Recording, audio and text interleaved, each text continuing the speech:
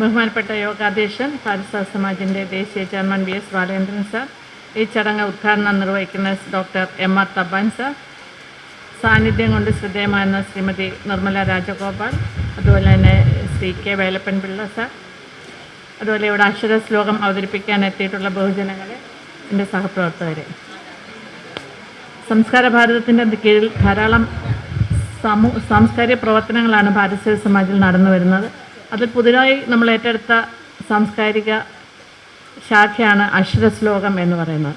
നമുക്കറിയാം, പണ്ട് കാലത്ത് അടുത്ത കാലം വരെയും അക്ഷരശ്ലോക സദസ്സ് കേരളത്തിൽ സമ്പന്നമായിരുന്നു. സ്കൂളുകളിലും അമ്പലങ്ങളിലും അതുപോലെ സാഹിത്യ മേഖലകളിലൊക്കെ തന്നെയും അക്ഷരശ്ലോക സദസ്സ് സമ്പന്നമായിരുന്നു.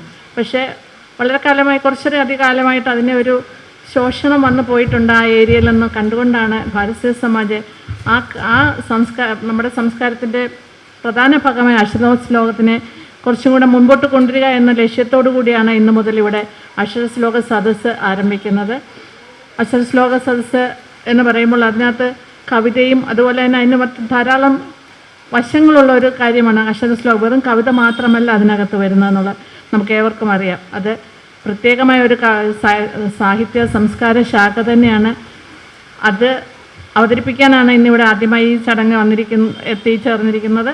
ഈ ചടങ്ങിൽ അധ്യക്ഷം വഹിക്കുന്നത് ഭാരതീയ സമാജിൻ്റെ ദേശീയ ചെയർമാൻ വി എസ് ബാലേന്ദ്രൻ സാറാണ്. അദ്ദേഹത്തിനെ സ്നേഹപൂർവ്വം ഈ ചടങ്ങിലേക്ക് സ്വാഗതം ചെയ്യുന്നു. ഈ ചടങ്ങ് ഉദ്ഘാടനം ചെയ്യുന്നത് ഡോക്ടർ എം.ആർ. തമ്പാൻ സാറാണ്. വൈജ്ഞാനിക സാഹിത്യത്തിൻ്റെ മഹാപ്രതിഭയായി നമ്മൾ വിലയിരുത്തിയിട്ടുള്ള തമ്പാൻ സാറാണ് ഇന്ന് ഈ ചടങ്ങ് ഉദ്ഘാടനം ചെയ്യുന്നത്. അദ്ദേഹത്തെ ഈ ചടങ്ങിലേക്ക് സ്നേഹപൂർവ്വം സ്വാഗതം ചെയ്യുന്നു. ശ്രീമതി നിർമ്മല രാജഗോപാൽ നമുക്ക് ഏവർക്കും അറിയാവുന്നതാണ്. കവിയാണ്, അതേപോലെ പുസ്തക നിരൂപകയാണ്, സാഹിത്യകാരിയാണ്. നിർമ്മല മാഡമാണ് ഈ അക്ഷരശ്ലോക സദസ്സിൽ സാന്നിധ്യം കൊണ്ട് ശ്രദ്ധേയമായ ഒരു മഹത് വ്യക്തി. അതുപോലെ തന്നെ ശ്രീ കെ വേലപ്പൻ പിള്ള സാർ വിദ്യാധിരാജ അക്ഷരശ്ലോക സമിതി കണ്ണമൂലയുടെ സെക്രട്ടറിയാണ്. രണ്ടുപേരെയും പ്രത്യേകം ഈ ചടങ്ങിലേക്ക് സ്നേഹപൂർവ്വം സ്വാഗതം ചെയ്യുന്നു. ഇവിടെ എത്തിയിട്ടുള്ള ഓരോ സഹൃദയരെയും, അക്ഷരശ്ലോക സദസ്സിൽ പങ്കെടുക്കാനോ അവതരിപ്പിക്കാനോ എത്തിയിട്ടുള്ള ഓരോ മഹത് വ്യക്തികളെയും സ്നേഹപൂർവ്വം സ്വാഗതം ചെയ്തുകൊണ്ട് നിർത്തുന്നു. നന്ദി, നമസ്കാരം.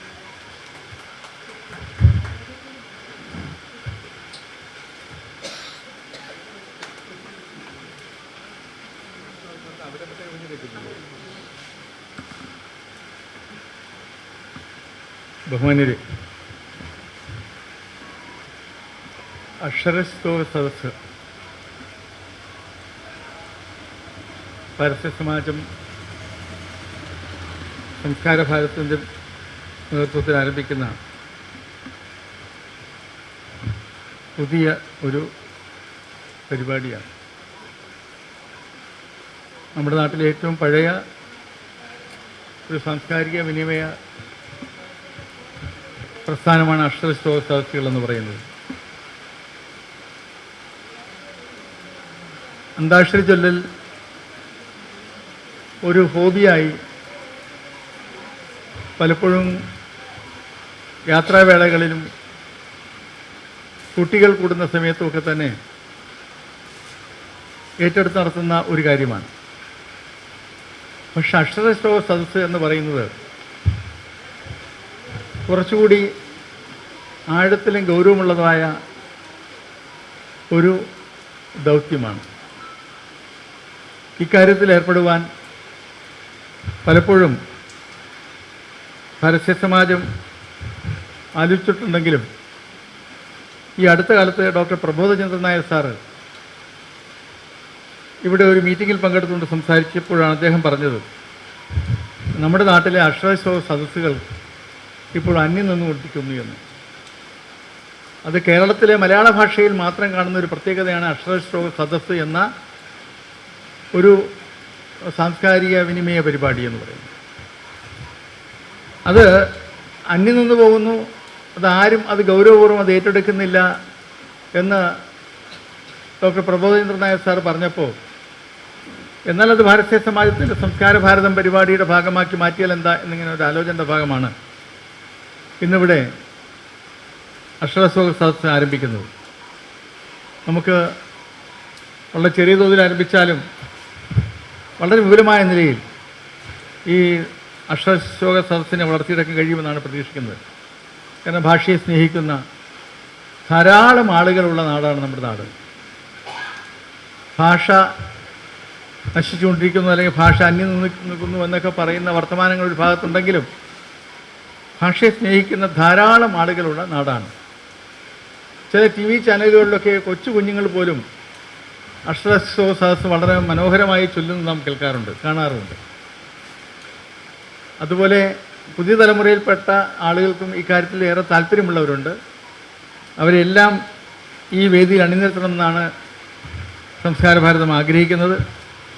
ഇന്നത്തെ ഈ പരിപാടി ഇനി ഒരു വലിയ പ്രസ്ഥാനത്തിൻ്റെ തുടക്കമാണ്.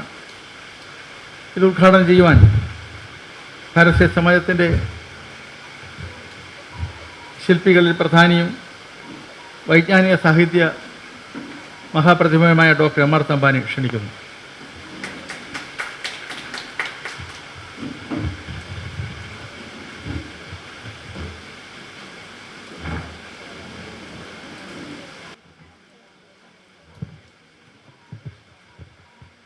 ശ്രീ ബാലേന്ദ്രൻ, ശ്രീമതി കെ ആർ ശ്രീകുമാർ, നിർമ്മല രാജഗോപാൽ ഉൾപ്പെടെയുള്ള പ്രശസ്ത കവികളെ, സുഹൃത്തുക്കളെ, നമ്മൾ മലയാളത്തെ, നമ്മുടെ മാതൃഭാഷയെ അവഗണിക്കാൻ തുടങ്ങിയപ്പോൾ തന്നെ അക്ഷരശ്ലോകത്തെ മറക്കാനും തുടങ്ങി. ഏതാണ്ട് വംശനാശം വന്നുകൊണ്ടിരിക്കുന്ന ഒരു കലയായി അതിന്ന് മാറിക്കഴിഞ്ഞിരിക്കുക. മനുഷ്യൻ്റെ ദൈക്ഷണിക വ്യായാമം നൽകുന്ന ഒരു സരസ സാഹിത്യ കലയാണ് അക്ഷരശ്ലോക സദസ്സ്. എന്തോ ഇന്ന് അപൂർവം ചിലർ മാത്രം, ചില സംഘടനകൾ മാത്രം, സമസ്ത കേരള അക്ഷരശ്ലോക സമിതി, കേരള സംസ്ഥാന അക്ഷരശ്ലോക സമിതി തുടങ്ങിയ 1-2 സംഘടനകൾ, തിരുവനന്തപുരത്തും 1-2 സംഘടനകളേ ഉള്ളൂ. ബാലേന്ദ്രൻ ഇവിടെ പുതിയ തലമുറയെക്കുറിച്ച് പറയുകയുണ്ടായി. അവരെ കൂടി ഇതിൽ ആകർഷിക്കുക എന്നാണ് ഈ പരിപാടിയുടെ പുനരാരംഭത്തിൻ്റെ ലക്ഷ്യമെന്ന്. എന്നാലും കുറച്ച് പേരെങ്കിലും ചെറുപ്പക്കാർ വന്നിട്ടുണ്ട്. അത് വളരെ സന്തോഷം. കാരണം ഇപ്പോഴത്തെ ന്യൂ ജനോട് ഗുണനപ്പട്ടിക പഠിക്കാൻ പറഞ്ഞാൽ അതിന് കാൽക്കുലേറ്റർ ഉണ്ടല്ലോ, മൊബൈലുണ്ടല്ലോ എന്നാണ് പറയുന്നത്. പുതിയ സാഹിത്യ രംഗത്തേക്ക് വരുന്നവർക്കും അക്ഷരശ്ലോകത്തെക്കുറിച്ചോ മറ്റുമൊക്കെ പറഞ്ഞാൽ അത് ഏത് ശ്ലോകം വേണമെങ്കിലും ഗൂഗിളിനോട് ചോദിച്ചാൽ കിട്ടും. ഞാൻ പറഞ്ഞു, ഗൂഗിളിനോട് ചോദിച്ചാൽ എല്ലാ കവിതകളും കൊണ്ടിടും. ആവശ്യക്കാരന് ആവശ്യമുള്ള എടുക്കാൻ പറ്റില്ല. അത് ഇന്ന കവിത വേണമെന്ന് പറഞ്ഞാൽ, ഇന്ന അക്ഷരത്തിൽ തുടങ്ങുന്ന കവിത വേണമെന്ന് പറഞ്ഞാൽ ചാറ്റ് നിന്ന് അത് കിട്ടുമല്ലോ, ചാറ്റ് GPT നിന്ന് അത് കിട്ടുമല്ലോ. ആ രീതിയിലാണ് ന്യൂ ജനറേഷൻ. ഈ ഒരു പശ്ചാത്തലത്തിൽ, കാരണം മലയാള ഭാഷയെ മറ്റ് പല രീതിയിലും അവഗണിക്കുന്നുണ്ട്. ഇപ്പോൾ ഉന്നത വിദ്യാഭ്യാസത്തിൻ്റെ മാധ്യമമായി മലയാളത്തെ അംഗീകരിച്ചെങ്കിലും ഇതര സംസ്ഥാനങ്ങളിലെല്ലാം അത് തുടങ്ങി. മെഡിസിനും എഞ്ചിനീയറിങ്ങും അവരുടെ പ്രാദേശിക ഭാഷയിൽ, തെലുങ്കിൽ, തമിഴ്, കന്നഡയിൽ. പക്ഷേ ഇവിടെ മാത്രം അത് തുടങ്ങിയിട്ടില്ല. മുമ്പൊരവസരത്തിൽ പറഞ്ഞതുപോലെ ശ്രേഷ്ഠ ഭാഷ പദവി നമുക്ക് കിട്ടി, 100 കോടിയുടെ ആനുകൂല്യം അതും നമുക്ക് കിട്ടിയിട്ടില്ല. അപ്പം ആ അവഗണനകളുടെയൊക്കെ ഒരു പശ്ചാത്തലത്തിൽ ഭാരതസേവ സമാജ് ഇങ്ങനൊരു പരിപാടി തുടങ്ങുന്നത്, അക്ഷരശ്ലോക അതിനൊരു പുനർജീവൻ നൽകുന്നത് തികച്ചും അഭിനന്ദനീയമാണ്, സ്വാഗതാർഹമാണ്. ഇനി അക്ഷരശ്ലോകത്തെക്കുറിച്ച് ഉള്ള സത്യം തുറന്നു പറയാമല്ലോ. ഈ അടുത്ത കാലത്തൊന്നും അക്ഷരശ്ലോക സദസ്സിൽ പോകാനോ പങ്കെടുക്കാനോ ഉള്ള അവസരം കിട്ടാഞ്ഞാണോ എന്തോ പറ്റിയിട്ടില്ല എന്നുള്ളതാണ് ഒരു സത്യം. അതുകൊണ്ട് പുതിയ നിയമങ്ങളെക്കുറിച്ചും ഞാൻ അജ്ഞനാണ്. പണ്ട് വിദ്യാർത്ഥിയായിരുന്ന കാലഘട്ടത്തിൽ അന്ന് അക്ഷരശ്ലോകത്തിനോടൊക്കെ ഒരു താല്പര്യമായിരുന്നു. ആ ഓർമ്മ വെച്ച് പറയാറ്. അന്ന് ഞങ്ങളിരുന്നത് ഇതേ കണക്കല്ല, വട്ടത്തിലാണ്. ആളുകൾ കൂടുന്തോറും വട്ടത്തിൻ്റെ വിസ്തൃതി കൂടിക്കൂടി വരും. അതിൽ നിന്ന് കൂടി വരും. ആളുകൾ കുറഞ്ഞു പോകുമ്പോൾ ആ വട്ടം കുറഞ്ഞു വരുന്നതാണ്. ഏതാണ്ട് ഒരു വെടിവെട്ടത്തിന് തുല്യമായിരുന്നു അന്നത്തെ അക്ഷരശ്ലോക സദസ്സ്. അന്ന് ഉണ്ടായിരുന്ന നിയമം, പഴയ നിയമം, അത് നിയമം തന്നെയാണ് ഇന്നും നിലനിൽക്കുന്നത്. ഒരു ശ്ലോകത്തിൻ്റെ 3-ാം പാദത്തിൽ ആദ്യ അക്ഷരത്തിൽ നിന്ന് ഒരു ശ്ലോകം ഒരാൾ ചൊല്ലിയ രണ്ടാമത്തെ ആൾ ആ അക്ഷരത്തിൽ നിന്ന് തുടങ്ങണമെന്ന്. ഇപ്പോഴും അത് തന്നെ അല്ലേ? മൂന്നാം പാദത്തിലെ ആദ്യ അക്ഷരത്തിൽ നിന്ന് തുടങ്ങണമെന്നുള്ളതാണ്. അപ്പം വട്ടത്തിലിരിക്കുന്നതിൻ്റെ ഉദ്ദേശം ഒരാൾ ചൊല്ലിയാൽ അയാളുടെ അടുത്തിരിക്കുന്ന ആളാണ് രണ്ടാമത്തെ ഊഴക്കാൻ.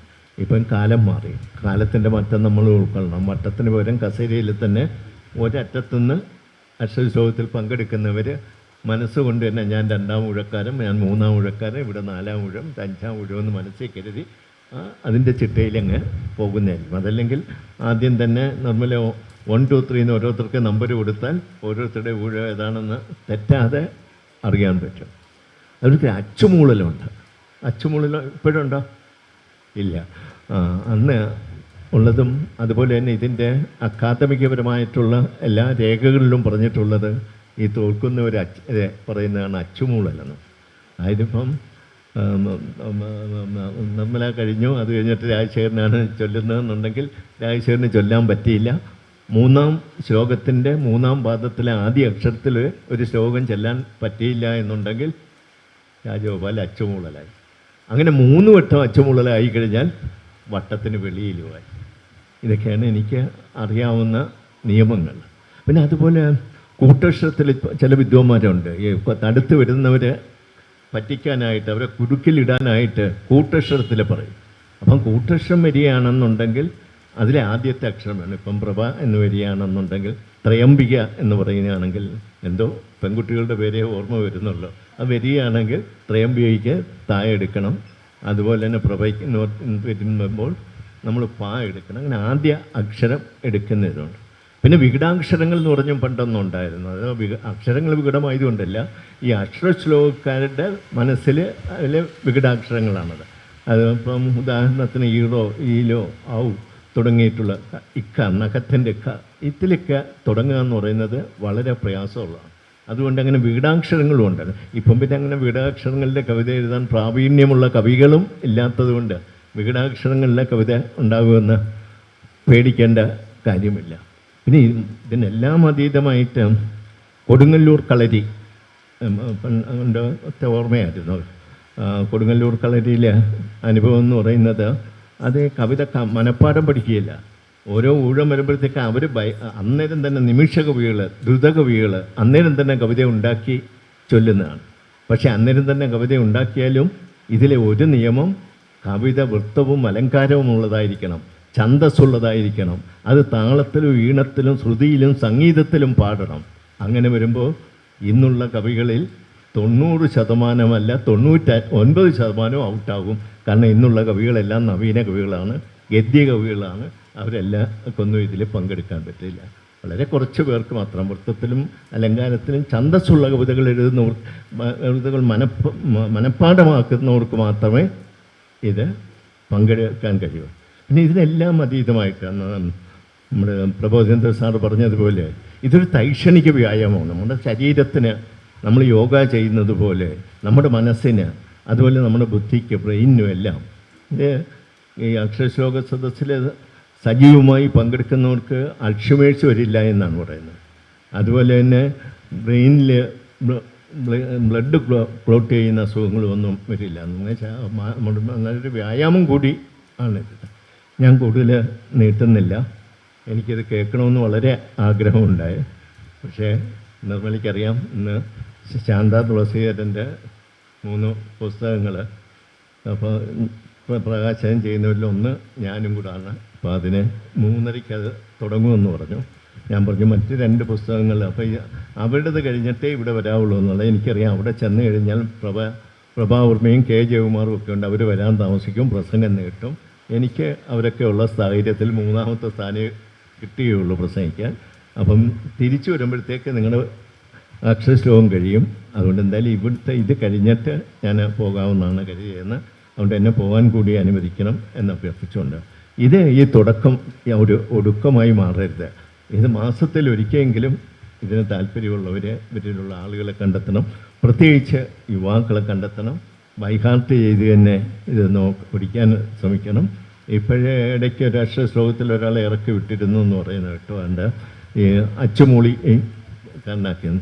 കാരണം മൊബൈലിൽ ഇതെല്ലാം ശേഖരിച്ചു കൊണ്ട് വന്നിട്ട് പതുക്കെ ഇരുന്നു കൊണ്ട് മൊബൈലിൽ ഇത് നോക്കിക്കൊണ്ട് ചിലത് ഏതോ കണ്ടുപിടിച്ചു എന്ന് പറയുന്നത്. അങ്ങനെ കള്ളത്തരമൊന്നും നമുക്ക് കാണിക്കേണ്ട കാര്യമില്ല. ശരിക്കും ബൈ ഹാർട്ട് ചെയ്ത് തന്നെ നമ്മുടെ ഭാഷയ്ക്ക് ചെയ്യുന്ന, നമ്മുടെ ശരീരത്തിന് ചെയ്യുന്ന, നമ്മുടെ സംസ്കൃതിക്ക് ചെയ്യുന്ന ഒരു അർപ്പണമായി ഇതിനെ കണ്ടുകൊണ്ട്, ആത്മാർത്ഥമായി ഇതിനെ കണ്ടുകൊണ്ട് ഇതിനെ വികസിപ്പിക്കണമെന്നുള്ളൊരു ലക്ഷ്യത്തോടു കൂടി നീങ്ങണം എന്ന അഭ്യർത്ഥനയോടെ, അപേക്ഷയോടെ ഈ വലിയൊരു സംരംഭത്തിൻ്റെ ഈ ചെറിയ തുടക്കം നിങ്ങളുടെയൊക്കെ അനുവാദത്തോടു കൂടി ഉദ്ഘാടനം ചെയ്യുന്നു. നന്ദി.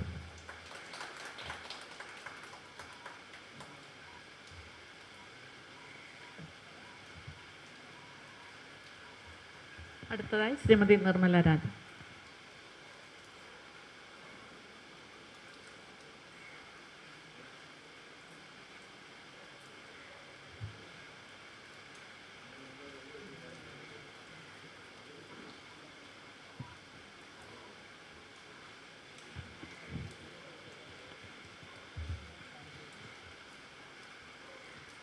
ആദരണീയരായ ബാലേന്ദ്രൻ സാർ, തമ്പാൻ സാർ, ശ്രീമതി ജയ ശ്രീകുമാർ, സദസ്സിലുള്ള പ്രിയപ്പെട്ടവരെ, എല്ലാവർക്കും എൻ്റെ വിനീതമായ നമസ്കാരം. ഞാൻ അക്ഷരശ്ലോക സമിതിയിലുള്ള ഒരു വ്യക്തിയായിരുന്നു. ഒരു 5 വർഷം മുൻപ് വരെ ശ്ലോകങ്ങൾ ചൊല്ലിക്കൊണ്ടിരുന്നു. പിന്നെ എനിക്ക് ചില അസ്വസ്ഥതകളൊക്കെ ഉണ്ടായപ്പോൾ പിന്നെ അതിന് പോകാനുള്ള പ്രയാസമൊക്കെ കൊണ്ട് അങ്ങനെ പോകാതെ ഒരു 5 വർഷത്തെ ഗ്യാപ്പ് ഇപ്പോൾ വന്നിട്ടുണ്ട്. അപ്പോൾ എന്നോട് ഇവിടെ സ്മിത അക്ഷരശ്ലോകത്തെക്കുറിച്ച് പറഞ്ഞപ്പോൾ ഞാൻ പറഞ്ഞു, അത് ഞാൻ പങ്കെടുക്കുന്നില്ല, പക്ഷേ ഇവിടെ നല്ല ഒരു അക്ഷരശ്ലോക സമിതിയുണ്ട് കണ്ണമ്മൂലെ, അവിടുത്തെ സെക്രട്ടറിയെ ഞാൻ പരിചയപ്പെടുത്തി തരാം, അദ്ദേഹം എല്ലാം അറേഞ്ച് ചെയ്ത് തരും, വളരെ കാര്യമായിട്ട് എല്ലാം ചെയ്യും എന്ന് പറഞ്ഞു. അപ്പോൾ എന്നാൽ സാന്നിധ്യം എന്ന് വെച്ചു 2 വാക്ക് പറയണം എന്ന് പറഞ്ഞു. ഇപ്പോൾ ഈ അക്ഷരശ്ലോകം എന്ന് പറയുന്നത് ഇപ്പോൾ ശരിക്കും ഒരു പുനരുജ്ജീവനം വന്നിട്ടുണ്ട്. ഇടക്കാലത്ത് ഇതിന് വളരെ ഒരു പുറകോട്ട് പോയെങ്കിലും ഇതുപോലെ ഭാഷാസ്നേഹികളായിട്ടുള്ള ആളുകൾ അതിനെ പിന്നീട് പുനരുജ്ജീവിപ്പിച്ച് കൊണ്ടുവരികയാണ്. ധാരാളം സമിതികൾ ഇവിടെയുണ്ട്. അവരുടെ അശ്രാന്ത പരിശ്രമം കാരണം ധാരാളം പേർ ഇപ്പോൾ അക്ഷരശ്ലോകത്തിലേക്ക് വരുന്നുണ്ട്. ഈ അക്ഷരശ്ലോകത്തിന് നമ്മൾ സാധാരണഗതിയിൽ പറയും, സംസ്കൃതം പഠിച്ചവർക്കേ ഇത് ചൊല്ലാൻ പറ്റുള്ളൂ, ഇല്ലെങ്കിൽ സംസ്കൃതം അറിയുന്നവർക്കേ ചൊല്ലാൻ പറ്റുള്ളൂ. കാരണം ഈ ശ്ലോകങ്ങൾ സംസ്കൃത വൃത്തത്തിലുള്ള ശ്ലോകങ്ങളാണ് ചൊല്ലേണ്ടത്. ഭാഷാവൃത്തത്തിലുള്ള ശ്ലോകങ്ങൾ അക്ഷരശ്ലോകത്തിൽ ചൊല്ലാൻ പാടില്ല. അപ്പോൾ അങ്ങനെ ഒരു നിയമം ഉള്ളതുകൊണ്ട് സംസ്കൃത ശ്ലോകങ്ങളെക്കുറിച്ച് സാമാന്യമായ അറിവുണ്ടായിരിക്കണം. ശ്ലോകങ്ങൾ ഏത് വൃത്തത്തിലുള്ളതാണെന്ന് അറിഞ്ഞിരിക്കണം. അതൊക്കെ കൂടുതൽ അതിലേക്ക് പോകുമ്പോൾ മതി. ഇപ്പോൾ വീണപൂവ എന്ന് പറയുമ്പോൾ, കുമാരനാശാൻ്റെ വീണപൂവ കവിത എന്ന് പറയുമ്പം വസന്തതിലകം വൃത്തത്തിലാണ് അത് എഴുതിയിരിക്കുന്നതെന്ന് അറിഞ്ഞിരുന്നാൽ മതി. അപ്പോൾ അതിലെ ശ്ലോകങ്ങളെല്ലാം ആ വൃത്തത്തിലുള്ളതായിരിക്കും. അതുപോലെ ചിന്താവിഷ്ടയായ സീത വിയോഗിനി വൃത്തമാണ്. അപ്പോൾ അത് ആ വൃത്തത്തിലുള്ളതായതുകൊണ്ട് അത് നമ്മൾ അറിഞ്ഞിരിക്കണം. അങ്ങനെയേ ഉള്ളൂ. അല്ലാതെ ആ വൃത്തത്തിനെ വളരെ കൂടുതൽ നമ്മൾ അതിലേക്ക് പഠിക്കുകയോ പോകുകയോ ചെയ്യേണ്ട കാര്യമില്ല. അതുകൊണ്ട് കുട്ടികൾക്ക് തന്നെ ഈ അക്ഷരശ്ലോകത്തിലേക്ക് വരാൻ യാതൊരു ബുദ്ധിമുട്ടും ഇല്ല. ഇപ്പോൾ ധാരാളം കുട്ടികൾ ഈ അക്ഷരശ്ലോകത്തിലേക്ക് വരുന്നുണ്ട്. ഇത് നമ്മളുടെ ഭാഷയെ നിലനിർത്താനുള്ള ഒരു നല്ല സംരംഭമാണ്. നമ്മുടെ പൂർവികർ തന്നു വച്ചിരിക്കുന്നത് നമുക്ക് വളരെ വൈശിഷ്ട്യമുള്ളതും വളരെ വിപുലമായ ഒരു സാഹിത്യ ഭണ്ഡാകാരമാണ്. ചമ്പുക്കൾ, സന്ദേശകാവ്യങ്ങൾ, മഹാകാവ്യങ്ങൾ, ഖണ്ഡകാവ്യങ്ങൾ, ഇവയെല്ലാം എത്രയോ അറിവ് തരുന്ന, അതിനെക്കുറിച്ച് പറയാനാവില്ല, അത്രത്തോളം വൈശിഷ്ട്യമുള്ളതാണ്. ഇതിൽ നിന്ന് അല്പം എഴുത്താണ് നമ്മൾ പഠിക്കുന്നത്.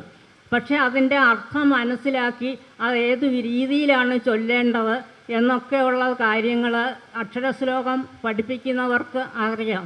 അവരത് അതുപോലെ കുട്ടികളെ പറഞ്ഞ് പഠിപ്പിക്കും. ഇപ്പോൾ ധാരാളം കുട്ടികൾ ഈ രംഗത്തേക്ക് വന്നിരിക്കുന്നു. ഇവിടെ വിദ്യാധിരാജ അക്ഷരശ്ലോക സമിതി എല്ലാ വർഷവും അഖില കേരള അക്ഷരശ്ലോക സമിതി അക്ഷരശ്ലോക മത്സരങ്ങൾ നടത്തുന്നുണ്ട്. കുട്ടികൾക്ക് പ്രത്യേകം, പ്രായമായവർക്ക് പ്രത്യേകം.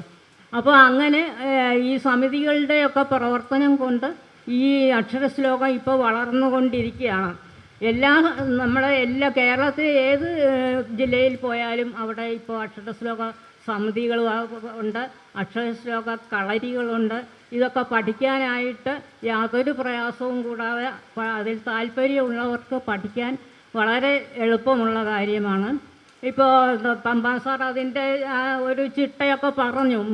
ശ്ലോകം ചൊല്ലുമ്പം ഒരാൾ ചൊല്ലുന്ന ശ്ലോകത്തിൻ്റെ മൂന്നാമത്തെ വരിയുടെ ആദ്യത്തെ അക്ഷരം വെച്ച് വേണം അടുത്ത ആൾ ചൊല്ലേണ്ടത്. ആ ആൾ ചൊല്ലുന്ന ശ്ലോകത്തിൻ്റെ മൂന്നാമത്തെ വരിയുടെ ആദ്യത്തെ അക്ഷരം വെച്ച് വേണം അടുത്ത ആൾ ചൊല്ലാനായിട്ട്. ഇതാണ് പ്രധാനമായിട്ടുള്ള ഒരു നിബന്ധന. അല്ലാതെ ഇതിൽ വേറെ കൂടുതൽ നിയമങ്ങളും വൃത്തങ്ങളും നോക്കി അങ്ങനെയൊക്കെ വളരെ അഡ്വാൻസ് ആയിട്ട് പഠിച്ചു കഴിയുമ്പോഴേ നമുക്ക് ഇന്ന വൃത്തത്തിലുള്ള ശ്ലോകം തന്നെ ചൊല്ലണം എന്ന് പറഞ്ഞിട്ട് അങ്ങനെ മത്സരങ്ങൾ നടക്കുന്നുണ്ട്. മത്സരാർത്ഥികൾ ഇന്ന വൃത്തത്തിലുള്ള ശ്ലോകങ്ങളെ ചൊല്ലാവൂ എന്നുള്ള നിയമങ്ങൾ. അപ്പോൾ അതൊക്കെ പിന്നീട് വളരെ അഡ്വാൻസ് ആയിട്ട് പഠിച്ചു കഴിയുമ്പോഴുമായി അല്ലാതെ ശ്ലോകങ്ങൾ പഠിക്കുക, വൃത്തിയായിട്ട് അത് ചൊല്ലുക, ഉച്ചാരണ ശുദ്ധി ഉണ്ടാകും, ഈ പറഞ്ഞതുപോലെ ഓർമ്മശക്തി ഉണ്ടാകും. ഞാൻ ഒരു 50 വയസ്സായതിൽ പിന്നെയാണ് ശ്ലോകങ്ങൾ പഠിച്ചത്. ഒരു 1500 ശ്ലോകങ്ങളോളം ഞാൻ അന്ന് പഠിച്ചു. അപ്പോൾ അത് ഏത് പ്രായത്തിലുള്ളവർക്കും പഠിക്കണം, അതിൽ താല്പര്യം വേണമെന്ന് മാത്രം. ഞാൻ പിന്നെ നേരത്തെ തൊട്ടേ കവിത എഴുതുന്നത് കൊണ്ട് കവിതയോട് കൂടുതലൊരു താല്പര്യം ഉള്ളതുകൊണ്ട് കുറച്ച് എളുപ്പം ഉണ്ടായിരുന്നു പഠിക്കാൻ എന്ന് മാത്രം. പക്ഷേ ഇത് ആർക്കും പഠിക്കാവുന്നതാണ്. ഇത് വളരെ മാനസിക ഉല്ലാസം തരുന്ന കാര്യമാണ്. ഇത് വിജ്ഞാനവും വിനോദവും രണ്ടും ഒപ്പം ചേരുന്ന ഒരു കലയാണ് അക്ഷരശ്ലോക കല എന്നാണ് പറയുന്നത്. ഞാൻ കൂടുതൽ ദീർഘിപ്പിക്കുന്നില്ല. ഈ നമ്മുടെ സെക്രട്ടറി സംസാരിക്കുന്നുണ്ട്, അദ്ദേഹത്തിന് ഞാൻ സമയം കൊടുക്കണം. ഞാൻ അതുകൊണ്ട് കൂടുതൽ നിർത്തുന്നില്ല. ഞാൻ സഭയിൽ ഇന്ന് ഇരിക്കണ്ട എന്ന് പറഞ്ഞാൽ വന്നത്. എങ്കിലും ഇപ്പോൾ കുറച്ച് ശ്ലോകമെങ്കിലും ചൊല്ലാൻ പറ്റുവാണെങ്കിൽ ചൊല്ലാം എന്ന് ഞാൻ വിചാരിക്കുകയാണ്. 7 പേരുണ്ട് കൂട്ടത്തിൽ, ഞാനും കൂടെ ഇരിക്കാം. എന്തെങ്കിലും ഓർമ്മ വരുന്ന ശ്ലോകങ്ങൾ ചൊല്ലാമെന്ന് വിചാരിക്കുന്നു. അതെനിക്ക് വളരെ സന്തോഷമുള്ള കാര്യമാണ്. അതുകൊണ്ട് തന്നെയാണ് ഞാൻ ഇപ്പോൾ അക്ഷരശ്ലോകം ചൊല്ലാൻ പോകുന്നില്ല എങ്കിൽ പോലും എന്നെ വിളിച്ചപ്പോൾ ഞാനിതിന് പങ്കെടുക്കാം എന്ന് സമ്മതിച്ചത്. അതെനിക്ക് വളരെ ഒരു സന്തോഷം തരുന്ന കാര്യമാണ്. എന്നെ ഇതിന് വിളിച്ചതിന് ഇതിൻ്റെ ഭാരവാഹികളോട് എനിക്ക് വളരെ നന്ദിയുണ്ട്. ബാലേന്ദ്രൻ സാറിനെ ഞാൻ എപ്പോഴും ഇവിടെ മീറ്റിങ്ങിനൊക്കെ വരുമ്പോൾ കാണുന്നതാണ്. അവരുടെയൊക്കെ ആത്മാർത്ഥതയും എല്ലാം എനിക്കറിയാം. എല്ലാവരോടും, ഇവിടുത്തെ സ്റ്റാഫാണെങ്കിലും എല്ലാവരോടും എൻ്റെ സ്നേഹവും നന്ദിയും അറിയിക്കുന്നു. നമസ്കാരം.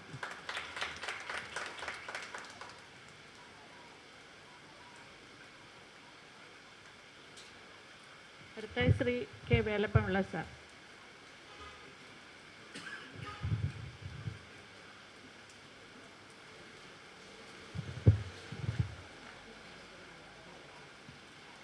വേദിയിൽ ഉപവിഷ്ടരായിട്ടുള്ള ബാലചന്ദ്രൻ സാറിനും ജയ ശ്രീകുമാറിനും വേദിയിൽ നിന്നും പ്രസംഗം കഴിഞ്ഞു പോയ ഡോക്ടർ എം ആർ തമ്പാൻ, ഇവിടെ ഇന്ന് സന്നിഹിതരായിട്ടുള്ള ഭാഷാസ്നേഹികളെ എല്ലാവർക്കും എൻ്റെ വിനീതമായ നമസ്കാരം. അനേക വർഷ സാധകം ചെയ്ത് സ്വായത്തമാക്കുന്ന സുന്ദരവും ശ്രേഷ്ഠവും വിജ്ഞാനപ്രദവുമായ ഒരു സാഹിത്യ വിനോദ കലയാണ് അക്ഷരശ്ലോകം. ഇത് തിരുവനന്തപുരത്തുള്ള അക്ഷരശ്ലോക സ്നേഹികളുടെ ആചാര്യനായിരുന്ന ഓരക്കാട് കൃഷ്ണൻ നമ്പൂതിരി എല്ലാ ദിവസവും ഉരുവിട്ടുകൊണ്ടിരുന്ന ഒരു വാചകം ഞാൻ കടമെടുത്ത് ഉദ്ധരിച്ചതാണ്. ഈ വാചകത്തിൽ അടങ്ങിയിട്ടുള്ള ഓരോ വാക്കും വളരെ അർത്ഥവത്താണെന്ന് വിശ്വസിക്കുന്ന ഒരാളാണ് ഞാൻ. അക്ഷരശ്ലോകത്തിൻ്റെ പ്രാഥമികമായ കാര്യങ്ങൾ എനിക്ക് മുമ്പ് സംസാരിച്ച ഡോക്ടർ തമ്പാൻ സാറും നിർമ്മലയും രാജഗോപാൽ സാറും ഒക്കെ ഇവിടെ സൂചിപ്പിച്ചു കഴിഞ്ഞു. ഒരാൾ ചൊല്ലുന്ന ശ്ലോകത്തിൻ്റെ മൂന്നാമത്തെ വരിയുടെ ആദ്യത്തെ അക്ഷരത്തിൽ അടുത്തയാൾ ചൊല്ലുക. ഇതാണ് അക്ഷരശ്ലോകത്തിൻ്റെ പ്രാഥമികമായിട്ടുള്ള ഒരു നിയമം. അക്ഷരശ്ലോകത്തിന് വൃത്തനിബദ്ധമായിട്ടുള്ള ശ്ലോകങ്ങൾ അല്ലെങ്കിൽ കവിതകൾ മാത്രമേ ചൊല്ലാൻ പാടുള്ളൂ.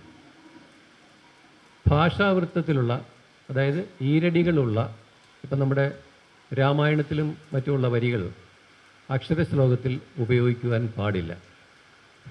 എന്നുവെച്ചാൽ അതിന് മൂന്നാമത്തെ വരി കണ്ടുപിടിച്ച് അതിൻ്റെ അക്ഷരം എടുക്കുവാൻ അതിലൊന്നും സാധ്യമല്ല. അതുകൊണ്ട് വൃത്തനിബദ്ധമായിട്ടുള്ള ശ്ലോകങ്ങൾ മാത്രമേ അക്ഷരശ്ലോകത്തിൽ ചൊല്ലാൻ പാടുള്ളൂ. ഇപ്പം നമ്മുടെ കവിത്രയം എന്ന് വിശേഷിപ്പിക്കുന്ന കുമാരനാശാൻ, ഉള്ളൂർ എസ് പരമേശ്വരയ്യർ, അല്ലെങ്കിൽ വള്ളത്തോൾ നാരായണ മേനോൻ, ഇവരെ 3 പേരെയാണ് കവിത്രയം എന്ന് പറയുന്നത്. ഇവരുടെയൊക്കെ രചനകൾ ഭൂരിഭാഗവും വൃത്തനിബദ്ധമായിട്ടുള്ളതാണ്. പല വൃത്തത്തിലും ഇവരൊക്കെ തന്നെ രചനകൾ നടത്തിയിട്ടുണ്ട്. ഇവരുടെയൊക്കെ ശ്ലോകങ്ങൾ ഇന്ന് എവിടെയെങ്കിലും മുഴങ്ങി കേൾക്കുന്നുണ്ടെങ്കിൽ അക്ഷരശ്ലോകക്കാരുടെ ഇടയിൽ മാത്രമാണ്. രാജസദസ്സുകളിൽ നിലനിന്നിരുന്ന ഒരു കലയാണ് ഈ അക്ഷരശ്ലോകം. രാജാക്കന്മാരൊക്കെ അവരുടെ അമൃതത്തൊക്കെ കഴിഞ്ഞ് വിശ്രമിക്കുന്ന സമയത്ത് ആസ്ഥാന കവികളെ വിളിച്ചിട്ട് അക്ഷരശ്ലോകം ചൊല്ലിപ്പിക്കുന്ന ഒരു പതിവ് പണ്ട് നിലനിന്നിരുന്നു.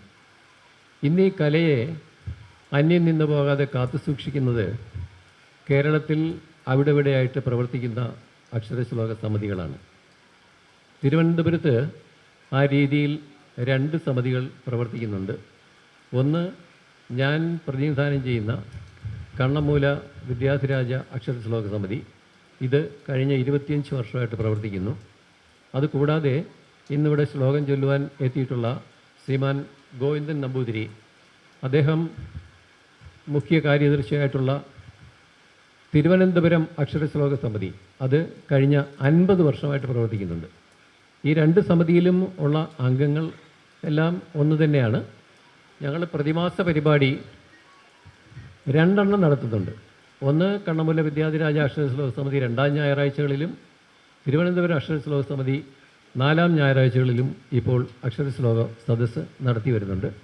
ഏതാണ്ട് 10-20 പേര് ഓരോ സദസ്സിലും പങ്കെടുക്കാറുണ്ട്.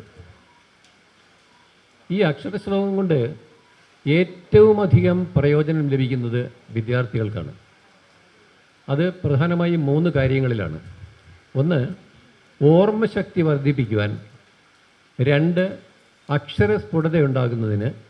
3, അക്ഷരശുദ്ധി ഉണ്ടാകുന്നതിന്.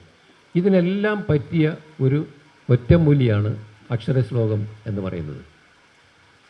മലയാളം എഴുതാനും വായിക്കുവാനും അറിയാവുന്ന ഏത് പ്രായത്തിലുള്ളവർക്കും കടന്നു വരാവുന്ന ഒരു കലയാണിത്. അതാണ് ഈ കലയുടെ പ്രത്യേകത. നേരത്തെ പലരും അത് സൂചിപ്പിച്ചിവിടെ. അതായത് ഞാൻ ഈ കലയിലേക്ക് കടന്നു വന്നത് എൻ്റെ 52ാമത്തെ വയസ്സിലാണ്. അതായത് 98 തിരുവോണ ദിവസം ഓണസദ്യയൊക്കെ കഴിഞ്ഞ് വിശ്രമിക്കുമ്പോൾ ദൂരദർശനിൽ, അന്ന് മറ്റധികം ചാനലുകളൊന്നുമില്ല, ദൂരദർശനിലൊരു പരിപാടി ദൂരദർശൻ ഓൺ ചെയ്തപ്പം അതിൽ കണ്ടത് നമ്മുടെ ശ്രീമാൻ സുകുമാറിനെയാണ്. തിരുവനന്തപുരത്തുള്ളവർക്കൊക്കെ സുപരിചിതനാണ് അദ്ദേഹം. നർമ്മ കൈരളിയുടെയൊക്കെ അമരക്കാരനായിരുന്നു അദ്ദേഹം. അപ്പോൾ അദ്ദേഹത്തിനെ കണ്ടപ്പോഴത്തേക്ക് ഞാൻ തീർച്ചയായിട്ടും വിചാരിച്ചു ആ പരിപാടിയിൽ എന്തെങ്കിലുമൊക്കെ നർമ്മം തീർച്ചയായിട്ടും കാണും. എന്തായാലും അദ്ദേഹം സംസാരം കഴിഞ്ഞപ്പോൾ പറഞ്ഞത് ഇനി ഇവിടെ നടക്കാൻ പോകുന്നത് ഒരു അക്ഷരശ്ലോക സദസ്സാണെന്നാണ് പറഞ്ഞത്. അന്ന് ആ സദസ്സിൽ പങ്കെടുത്തിരുന്നത് 4 പേരാണ്. ആ 4 പേരിൽ ശരിക്കും 3 പേരും ഇന്ന് ഈ ലോകത്തോട് വിട പറഞ്ഞു. ഒരാൾ മാത്രമേ ശേഷിക്കുന്നുള്ളൂ. ആ വിട പറഞ്ഞതിൽ ഒരാൾ ഞങ്ങളുടെ കണ്ണമ്പൂലയ്ക്ക് സമീപത്തുള്ള റിട്ടയേർഡ് അഡീഷണൽ സെക്രട്ടറി ശ്രീമാൻ ശിവശങ്കരൻ നായരായിരുന്നു. മിക്കവാറും ഇവിടെ ഇരിക്കുന്നവർക്കൊക്കെ അദ്ദേഹത്തിനെ അറിയാം. MR തമ്പാൻ സാറിനൊക്കെ അദ്ദേഹത്തിനെ നന്നായിട്ട് അറിയാവുന്നതാണ്. അങ്ങനെ ഞാൻ ആ പരിപാടിയിൽ ആകൃഷ്ടനായിട്ടാണ് ഞാൻ ഈ കലയിലേക്ക് കടന്നു വന്നത്. എന്നാൽ ഞാൻ 52ാമത്തെ വയസ്സിലാണ് വന്നതെന്ന് ചില വേദികളിൽ പറഞ്ഞപ്പോൾ ചിലരൊക്കെ അത് അതിശയോക്തിപരമായിട്ടാണ് കണ്ടത്. പക്ഷേ അതിൽ യാതൊരു അതിശയോക്തിക്കും ഇടമില്ല എന്നും കൂടി ഞാൻ സൂചിപ്പിക്കുകയാണ്. അതായത് ഞങ്ങളുടെ സമിതിയിൽ ഞങ്ങളെ വിട്ടുപിരിഞ്ഞ 2 വർഷങ്ങൾക്ക് മുമ്പ് ഞങ്ങളെ വിട്ടുപിരിഞ്ഞ ഒരു KK ദാമോദരൻ ഉണ്ടായിരുന്നു. അദ്ദേഹം 79ാമത്തെ വയസ്സിലാണ് ഈ കലയിലേക്ക് കടന്നു വന്നത്. അദ്ദേഹം 91ാമത്തെ വയസ്സിൽ ഈ ലോകത്തോട് വിട പറയുമ്പോൾ അദ്ദേഹത്തിന് 2300-ൽ പരം ശ്ലോകങ്ങൾ കാണാതറിയാമായിരുന്നു. ഏതക്ഷരം കിട്ടിയാലും ഒരു നിമിഷം പോലും പാഴാക്കാതെ അദ്ദേഹം ശ്ലോകം ചൊല്ലുമായിരുന്നു. 91 വയസ്സിൽ അദ്ദേഹം വിട പറയുന്നതിനൊരു 4-5 മാസം മുമ്പ് വരെ ഞങ്ങളുടെ പ്രതിമാസ പരിപാടികളിൽ അദ്ദേഹം സജീവമായിട്ട് പങ്കെടുത്തുകൊണ്ടിരുന്നു. അതുകൊണ്ട് ഏത് പ്രായത്തിലുള്ളവർക്കും കടന്നു വരാവുന്ന ഒരു കലയാണ് അക്ഷരശ്ലോകം. പിന്നെ അക്ഷരശ്ലോകത്തിൽ വൃത്തനിബദ്ധമായിട്ടുള്ള ശ്ലോകങ്ങളാണ് ചൊല്ലേണ്ടതെന്ന് ഞാൻ നേരത്തെ സൂചിപ്പിച്ചു. നമ്മളൊക്കെ സ്കൂളിലൊക്കെ പഠിക്കുമ്പോഴത്തേക്ക് ഇപ്പോൾ വസന്തതിലകം, അല്ലെങ്കിൽ മാലിനി, പഞ്ചചാമരം, മന്ദാക്രാന്ത, അല്ലെങ്കിൽ ശാർദൂലവിക്രീഡിതം, ശ്രദ്ധര, കുസുമമഞ്ജരി, ഇങ്ങനെയൊക്കെയുള്ള വൃത്തങ്ങൾ നമ്മളൊക്കെ പഠിച്ചിട്ടുണ്ട്. അതിപ്പോൾ ഇവിടെ ഇരിക്കുന്ന എല്ലാവർക്കും ആ വൃത്തത്തിനെ പറ്റി ഉള്ള ജ്ഞാനം വേണമെന്നില്ല. എങ്കിലും വരികൾ തോറും 14 അക്ഷരങ്ങളുള്ള വൃത്തമാണ് വസന്തതിലകം. അത് അക്ഷരശ്ലോകക്കാരുടെ ഇടയിൽ ഏറ്റവും അധികം പ്രചാരത്തിലുള്ള വൃത്തമാണ് അത്. അതുപോലെ 15 അക്ഷരങ്ങളാണ് മാലിനി എന്ന് പറയുന്ന വൃത്തത്തിന്. 16 അക്ഷരങ്ങൾ വീതമാണ് ഓരോ വരിയിലും പഞ്ചചാമരം എന്ന് പറയുന്ന വൃത്തത്തിന്. അതുപോലെ മന്ദാക്രാന്തയ്ക്ക് 17 അക്ഷരങ്ങളാണ് ഓരോ വരിയിലും.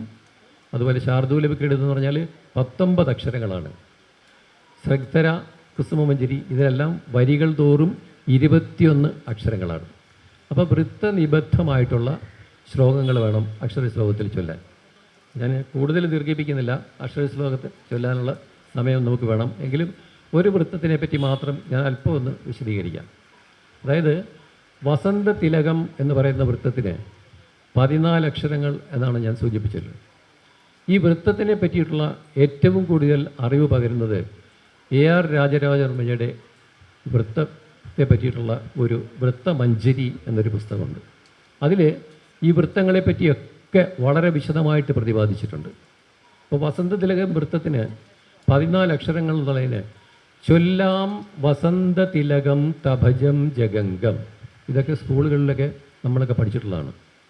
ആ തഭജം ജഗംഗം എന്ന് പറയുന്നത് അതിൽ ഓരോ വരികളെയും 3 അക്ഷരങ്ങളുള്ള ഗണമായിട്ട് തിരിച്ചിട്ട് ആണ് ഈ വൃത്തത്തെ സൂചിപ്പിക്കുന്നത്. തഭജം ജഗംഗം എന്ന് പറഞ്ഞാൽ തഗണം, ഭഗണം, ജഗണം, അങ്ങനെ അത് കഴിഞ്ഞിട്ട് ലാസ്റ്റ് 2 ഗുരു. അപ്പം 4 ഗണങ്ങൾ, അതായത് ഓരോ ഗണങ്ങളെന്ന് പറഞ്ഞാൽ 3 അക്ഷരമാണ്.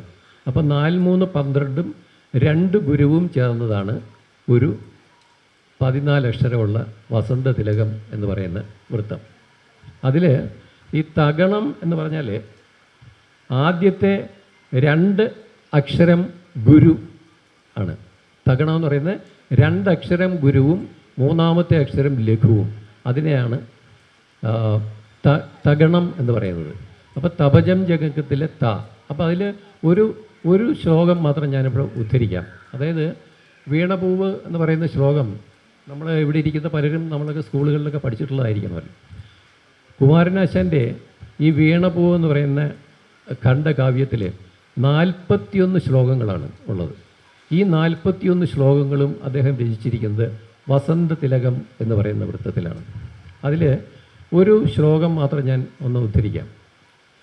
ലാളിച്ചു പെറ്റലതയൻപൊടു ശൈശവത്തിൽ പാലിച്ചു പല്ലവപുടങ്ങളിൽ വച്ചു നിന്നെ ആലോലവായു ചെറുതൊട്ടിലുമാട്ടി താരാട്ടാലാപമാർന്നു മലരെ ദലമർമരങ്ങൾ. അപ്പോൾ ഇതിൽ ആദ്യത്തെ ആ വരിയിൽ ലാളിച്ചു, അതാണ് ഒരു ഗണം. പെറ്റലത എൻപൊടു എന്നുള്ളതിൻ്റെ പെറ്റല, അത് വേറൊരു 3 അക്ഷരത്തിൻ്റെ ഗണം. അപ്പോൾ ഈ ലാളിച്ചു എന്നുള്ളത് തഗണം എന്ന് പറഞ്ഞാൽ ലാ, വെറും ലാ എന്ന് പറഞ്ഞാൽ അത് ലഘുവാണ്. ലാ എന്ന് നീട്ടുമ്പോൾ അത് ഗുരു ആയിട്ട് മാറും. അതുപോലെ ലീ എന്ന് പറയുന്നത് ശരിക്കും അത് ലഘുവാണ്. എന്നാൽ അതിനെ തുടർന്ന് വരുന്ന ഇച്ചു എന്നുള്ളത് ഒരു ഉച്ചരിക്കുന്നത്, ഇച്ചു എന്നതിന് ഉച്ചരിക്കാൻ 2 മാത്രം വേണമെന്നാണ് പറയുന്നത്. അപ്പോൾ 2 മാത്രമുള്ള ഒരക്ഷരം ഉച്ചരിക്കുന്നതിന് മുമ്പ് വരുന്ന ഗുരു ലഘുവായിട്ട് മാറും. അതാണ് ലാളിച്ചു എന്നുള്ളതിന് ലാളിച്ചു. അപ്പോൾ അതിനെ തകണം എന്ന് പറയും. അപ്പോൾ അങ്ങനെയാണ് ചൊല്ലാം വസന്ത തിലകം തപജം ലഗംഗം. അപ്പോൾ ഇങ്ങനെയുള്ള, അതായത് ചുമ്മാ 14 അക്ഷരം മാത്രം എഴുതി വെച്ചാൽ അത് വസന്ത തിലകം ആവില്ല. ഇതുപോലെയുള്ള ഗണം തിരിച്ച് വൃത്തത്തിൽ ആക്കിയാൽ മാത്രമേ അത് ഒരു വസന്ത തിലകം ആവുള്ളൂ. അതുപോലെ ഓരോ വൃത്തങ്ങളും. അപ്പോൾ ഞാൻ ഇനിയിപ്പോൾ എല്ലാ വൃത്തത്തിനെ പറ്റിയും സൂചിപ്പിക്കുന്നില്ല. നമുക്കിവിടെ ഇത് തുടങ്ങാനുള്ള അക്ഷര ശ്ലോകം കുറച്ച് ഒരു മണിക്കൂറെങ്കിലും ചൊല്ലാൻ സമയം വേണമല്ലോ എന്ന് വിചാരിച്ച് ഞാൻ അതുകൊണ്ട് ഒന്നും പറയുന്നില്ല. പിന്നെ ഈ അക്ഷരശ്ലോകം കൊണ്ട് ഈ കുട്ടികൾക്ക് പ്രയോജനം ഉണ്ടാകുമെന്ന് പറഞ്ഞത് കൂടാതെ 2 കാര്യങ്ങളും കൂടെയുണ്ട്. ഒന്ന് തമ്പാൻ സാർ ഇവിടെ സൂചിപ്പിച്ചാണ്, ശാസ്ത്രീയമായിട്ട് തെളിയിക്കപ്പെട്ടിട്ടുള്ളൊരു കാര്യമാണ്. അക്ഷരശ്ലോകത്തിൽ ഏർപ്പെട്ടിരിക്കുന്നവർക്ക് അൾഷിമേഴ്സ് അഥവാ മറവി രോഗം പിടിപെടാനുള്ള സാധ്യത തീരെ കുറവാണ് എന്നാണ് പറയുന്നത്. അതിൻ്റെ കാരണം മറ്റൊന്നുമല്ല, മസ്തിഷ്കം പ്രവർത്തിക്കാതിരിക്കുമ്പോഴാണ് മറവി രോഗം പിടിപെടുന്നത്. അക്ഷരശ്ലോകം പഠിക്കുന്നതിന് വേണ്ടി ഒരു കുട്ടിക്ക് 4 or 5 പ്രാവശ്യം വായിച്ചാൽ ഒരു ശ്ലോകം ഹൃദിസ്ഥമാക്കാൻ പറ്റും. പക്ഷേ ഇപ്പോൾ എന്നെ പോലെയൊക്കെയുള്ള പ്രായമുള്ള ആളുകൾക്ക് എത്രയോ ദിവസം നമ്മൾ ആ ശ്ലോകം ഉരുവിട്ടാൽ മാത്രമേ അത് കാണാതെ പഠിക്കാൻ പറ്റൂ. അതുകൊണ്ടാണ് പ്രായമുള്ളവർ ഈ ശ്ലോകം ഹൃദിസ്ഥമാക്കാൻ വേണ്ടി ധാരാളം പ്രാവശ്യം വായിക്കുമ്പോൾ മസ്തിഷ്കം ഇങ്ങനെ പ്രവർത്തിച്ചുകൊണ്ടേയിരിക്കും. അതുകൊണ്ടാണ് അക്ഷരശ്ലോകം ചൊല്ലുന്നവർക്ക് ഈ മറവി രോഗം പിടിപെടാനുള്ള സാധ്യത തീരെ കുറവാണെന്ന് ശാസ്ത്രീയമായിട്ട് തെളിയിക്കപ്പെട്ടിട്ടുള്ളത്. മറ്റൊരു കാര്യം കൂടെയുണ്ട്, അക്ഷരശ്ലോകം സ്പീച്ച് തെറാപ്പിയാണ്. ഇതിൻ്റെ ഉദാഹരണം ഞങ്ങളുടെ സമിതിയിലുള്ളൊരു കൊച്ചു മിടുക്കിയാണ്. അതായത് പാലോടുള്ള ഒരു ഹാർദ എന്ന് പറയുന്നൊരു കുട്ടിയുണ്ട് ഞങ്ങളുടെ സമിതിയിൽ. ഈ കുട്ടിക്ക് ജന്മനാ തന്നെ സംസാരശേഷി തീരെ കുറവായിരുന്നു. ആ കുട്ടി എന്തെങ്കിലും പറഞ്ഞാൽ മറ്റുള്ളവർക്കത് മനസ്സിലാക്കാൻ വളരെ ബുദ്ധിമുട്ടായിരുന്നു. അപ്പോൾ ഈ മാതാപിതാക്കൾ ഈ കുട്ടിയെ നാഗർകോവിലുള്ള ഒരു ഡോക്ടറെ കൊണ്ട് കാണിച്ചു. അപ്പോൾ ഈ ഡോക്ടർ പറഞ്ഞത് തീർച്ചയായിട്ടും ഈ കുട്ടിക്ക് സംസാരശേഷി വീണ്ടും കിട്ടും, അതിന് ചെയ്യേണ്ടത് സ്പീച്ച് തെറാപ്പിയാണ്, അക്ഷരശ്ലോകം ഈ കുട്ടിയെ പരിശീലിപ്പിക്കണം എന്ന് പറഞ്ഞു. അപ്പോൾ ഈ മാതാപിതാക്കൾ ഈ ഗൂഗിളിലും അല്ലെങ്കിൽ യൂട്യൂബിലൊക്കെ തപ്പിയെടുത്തിട്ട് കുറേ ശ്ലോകങ്ങൾ ആ കുട്ടിക്ക് പറഞ്ഞു കൊടുക്കാൻ വേണ്ടി ശ്രമിച്ചു. അങ്ങനെയാണ് കണ്ണമൂലയിൽ ഇങ്ങനൊരു സമിതി പ്രവർത്തിക്കുന്നതെന്ന് അറിഞ്ഞ്. അങ്ങനെ 5-6 വർഷങ്ങൾക്ക് മുമ്പാണത്. ആ കുട്ടി അവിടുന്ന് 2-3 ബസ് കയറിയാണ് കൃത്യമായിട്ട് ഞങ്ങളുടെ സദസ്സുകളിൽ വരുമായിരുന്നു. ഇന്ന് ഞങ്ങളുടെ സമിതിയിലെ ഏറ്റവും നന്നായിട്ട് ശ്ലോകം ചൊല്ലുന്ന മിടുക്കി കുട്ടി ഈ ഹാർദയാണ്. ധാരാളം അക്ഷരശ്ലോക സദസ്സുകളിലും അല്ലെങ്കിൽ ഈ സംസ്ഥാന യുവജനോത്സവങ്ങളിലൊക്കെ പങ്കെടുത്ത് ആ കുട്ടിക്ക് ധാരാളം സമ്മാനങ്ങൾ ലഭിച്ചിട്ടുണ്ട്. ഈ കഴിഞ്ഞ ഞായറാഴ്ചയായിരുന്നു ഞങ്ങളുടെ അഖില കേരള മത്സരം. 7 ജില്ലയിൽ നിന്നുള്ള കുട്ടികൾ പങ്കെടുത്തിരുന്നു. അതിലും ആ കുട്ടിക്ക് അന്ന് 2ാം സമ്മാനം ലഭിച്ചിരുന്നു. അങ്ങനെ ഈ സ്പീച്ച് തെറാപ്പിയും കൂടെയാണ് ഈ അക്ഷരശ്ലോകം. അങ്ങനെയുള്ള ഗുണങ്ങളും കൂടെ ഇതിനുണ്ട്. അതുകൊണ്ട് തീർച്ചയായിട്ടും ഇവിടെയുള്ള എല്ലാവരും ഈ അക്ഷരശ്ലോകം, അതായത് ഏത് പ്രായത്തിലുള്ളവർക്കും പഠിക്കാമെന്ന് ഞാൻ പറഞ്ഞല്ലോ, മാനസിക ഉല്ലാസം തരുന്നൊരു കലയാണിത് എന്നുള്ള കാര്യത്തിൽ യാതൊരു സംശയമില്ല. അപ്പോൾ ഈ അക്ഷരശ്ലോകത്തിന് കുട്ടികൾക്കാണെങ്കിൽ കുട്ടികളെ പഠിപ്പിക്കുന്നതിന് വേണ്ടിയിട്ട് ഞങ്ങളുടെയൊക്കെ ഒരു നല്ലൊരു ശ്ലോകക്കാരൻ സുധീർ കുമാർ എന്നാണ് അദ്ദേഹത്തിൻ്റെ പേര്. ഓൺലൈനിൽ കൂടുതൽ അദ്ദേഹം കുട്ടികളെ ധാരാളം പഠിപ്പിക്കുന്നുണ്ട്. അപ്പോൾ ആർക്കെങ്കിലും താല്പര്യമുണ്ടെന്നുണ്ടെങ്കിൽ എൻ്റെ ഫോൺ നമ്പർ ഇവിടെ നേരത്തെ തന്ന പേപ്പറിലുണ്ട്, അതിൽ സൂചിപ്പിച്ചിട്ടുണ്ട്. അവർ എന്നോട് ബന്ധപ്പെട്ടാൽ അതിന് വേണ്ടിയിട്ടുള്ള സൗകര്യങ്ങൾ ചെയ്തു കൊടുക്കാം. പിന്നെ ഇവിടെ ഇനിയും എന്തായാലും ഇങ്ങനൊരു പ്രസ്ഥാനം ആരംഭിച്ചതിന് നല്ല രീതിയിൽ മുമ്പോട്ട് കൊണ്ടുപോകണമെന്ന് ഇവിടുത്തെ ഭാരത് സേവക് സമാജിൻ്റെ ഇവിടുത്തെ ഭാരവാഹികൾ താല്പര്യമുണ്ട്. വളരെ നല്ല കാര്യമാണത്, ഇങ്ങനൊരു ഇതിനു വേണ്ടി മുമ്പോട്ട് വന്നതിന്. പക്ഷേ ഞങ്ങൾക്കിവിടെ 2 പ്രതിമാസ സദസ്സുകളുണ്ട്. എങ്കിലും ഞാൻ ഞങ്ങളുടെ കമ്മിറ്റിയിൽ ഇത് അവതരിപ്പിച്ചിട്ട് എങ്ങനെയാണ് നമുക്കിത് മുമ്പോട്ട് കൊണ്ടുപോകാൻ പറ്റുമെന്നുള്ളതിനെപ്പറ്റി തീർച്ചയായിട്ടും ആലോചിക്കാം എന്നുകൂടി സൂചിപ്പിക്കട്ടെ. മറ്റൊരു കാര്യം കൂടി, ഞാനിവിടെ ഒരു പേപ്പർ ഇവിടെ എല്ലാവർക്കും വിതരണം ചെയ്തിട്ടുണ്ട്. അതായത് അത് ലളിത കോമള പദാവലികൾ എന്ന് പറഞ്ഞിട്ട് ഞാൻ തന്നെ ശേഖരിച്ച് വെച്ചിട്ടുള്ള ഒരു 20 ശ്ലോകങ്ങളാണ്. അതിൻ്റെ പ്രത്യേകത എന്ന് വെച്ചാൽ ശബ്ദധാരാവലി ഒന്നും നോക്കി കണ്ടുപിടിക്കേണ്ടാത്ത രീതിയിലുള്ള ശ്ലോകങ്ങളാണ് അതിൽ ഉൾപ്പെടുത്തിയിരിക്കുന്നത്. അതിലെ ഒരു ശ്ലോകം മാത്രം ഞാനൊന്ന് ചൊല്ലാം. പേപ്പർ കയ്യിലിരിക്കുന്നവരൊന്ന് നോക്കിയാൽ കൊള്ളാം. അതിനകത്ത് 2ാമത്തെ ശ്ലോകം ശ്രദ്ധിക്കുക. അതായത് ഒരു കുട്ടി 4 മണിക്ക് ആ കുട്ടിയുടെ സ്കൂൾ വിട്ട് തിരിച്ചു വരുമ്പോഴത്തേക്ക് കണ്ടിട്ട് ഒരു കവി എഴുതി വച്ചിരിക്കുന്നതാണ്. വാലിട്ടു കണ്ണെഴുതിയും മുടികോതി വച്ചും ചേലൊത്ത കൊച്ചു കുടയും ചില ബുക്ക് നാലായിടും മണിയടിച്ചു കഴിഞ്ഞിടുമ്പോൾ ബാലക്കിടാങ്ങൾ വരുമാവരവിന്ദു ചന്തം. ഈ 4 വരിയുടെ അർത്ഥം നമുക്ക് അത് വായിക്കുമ്പോൾ തന്നെ മനസ്സിലാവും. ഒരു ശബ്ദതായാവലി നോക്കി അതിൻ്റെ അർത്ഥം കണ്ടുപിടിക്കേണ്ട കാര്യമില്ല.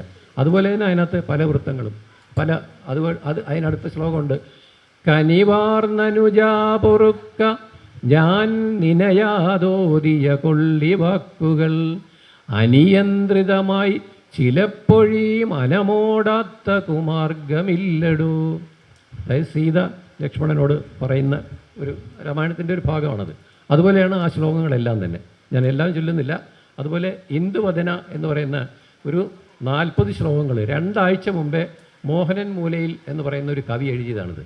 ഈ ശ്ലോകം ഞാനിവിടെ മിക്കവാറും ഞങ്ങളുടെ ഈ വാർഷികത്തിന് വന്ന എല്ലാവർക്കും ഞാനത് വിതരണം ചെയ്തു. ഇവിടെ എല്ലാവർക്കും ഞാനത് വിതരണം ചെയ്തിട്ടുണ്ട്. ഇതും 14 അക്ഷരം വീതമുള്ളതാണ്. ഇന്ദുവദന എന്ന് പറയുന്നത് അധികം പ്രചാരത്തിലുള്ള ഒരു വൃത്തമല്ല. എങ്കിലും ഞാനതിൻ്റെ ഒരു ശ്ലോകം മാത്രം എല്ലാവർക്കും അറിയാൻ വേണ്ടി ഒന്ന് ചൊല്ലാം. നീലമല താണ്ടിയൊരു വാർമയിൽ പോലി ഗ്രാമഹൃതി വന്നു നടമാടുമുകിലേ നീ നാടുകരിയുന്നു ചുടുവേനലെരിയുന്നു നാവിനു തളിക്കഴലകറ്റുമൊരു തീർത്ഥം. ഇത് ഞാൻ എൻ്റെ സ്റ്റൈലിൽ ചൊല്ലിയെന്നേ ഉള്ളൂ. ഇതിലും മനോഹരമായിട്ട് കുട്ടികൾക്കൊക്കെ ചൊല്ലാം, നിങ്ങൾക്കുമൊക്കെ ഇതുപോലെ ചൊല്ലാൻ പറ്റും. അതുകൊണ്ട് അത് നോക്കിയിട്ട് എന്തെങ്കിലുമൊക്കെ സംശയം ഉണ്ടെങ്കിൽ അതിൽ എൻ്റെ ടെലിഫോൺ നമ്പറുണ്ട്. കൂടുതൽ ശ്ലോകങ്ങൾ വേണമെന്നുണ്ടെങ്കിലോ അല്ലെങ്കിൽ ഇത് പഠിക്കാൻ താല്പര്യമുണ്ടെന്നുണ്ടെങ്കിലോ എൻ്റെ നമ്പറിൽ വിളിക്കുകയാണെങ്കിൽ ഞങ്ങൾ എന്ത് പ്രോത്സാഹനം വേണമെങ്കിലും ചെയ്തു തരാം. അതുകൊണ്ട് ഈ കലയെ പരിപോഷിപ്പിക്കുന്നതിന് വേണ്ടി നമ്മളെല്ലാവരും ഒന്നിച്ച് ഉത്സാഹിച്ചാൽ തീർച്ചയായിട്ടും നമുക്ക് ഈ കല ഇനിയും വളരെയധികം പ്രചാരത്തിൽ എത്തിക്കുവാനായിട്ട് സാധിക്കും എന്നും കൂടി ഞാൻ സൂചിപ്പിക്കുന്നു. ഒരിക്കൽ കൂടി ഈ സംസ്കാര ഭാരതത്തിൻ്റെ ഈ ആഭിമുഖ്യത്തിൽ ഈ കലയെ പരിപോഷിപ്പിക്കാൻ വേണ്ടി മുമ്പോട്ട് വന്നതിന് ഇതിൻ്റെ എല്ലാ ഭാരവാഹികൾക്കും ഒരിക്കൽ കൂടി നന്ദി പ്രകാശിപ്പിച്ചുകൊണ്ട് എൻ്റെ വാക്കുകൾ ഞാൻ ചുരുക്കുന്നു. നന്ദി, നമസ്കാരം.